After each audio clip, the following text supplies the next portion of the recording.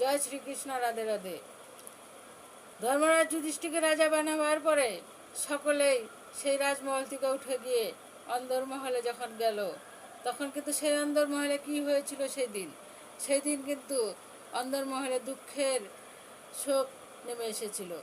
কেননা শকুনির মনে ছিল যে এত চেষ্টা করেও আমার ভাগনাকে আমি রাজা করতে পারলাম না।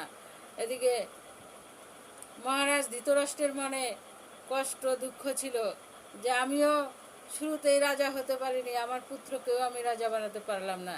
সেই সুখ ছিল ধৃতরাষ্ট্রের মনে।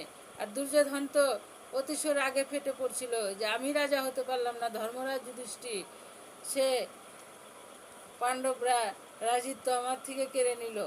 এইভাবে কিন্তু হস্তিনাপুরে একের পর এক রেগে যাচ্ছিল এবং তাদের মনের বোঝা ভারী হতেছিল। তাই মহাভারত শুধু হস্তিনাপুরে নয়, মহাভারতের অংশ রয়েছে দারোগায় এবং নগদে এবং অনেক রাস্তায় মহাভারত কিন্তু ছড়িয়ে ছিটিয়েছিল। সেই রাস্তাগুলোকে এক করতে হবে আমাদের এই মহাভারতে, তবে আমরা মহাভারতের কিছু কিছু অংশ বুঝতে পারবো এবং কিছু বুঝাতে সফল হতে পারবো। জয় শ্রীকৃষ্ণ।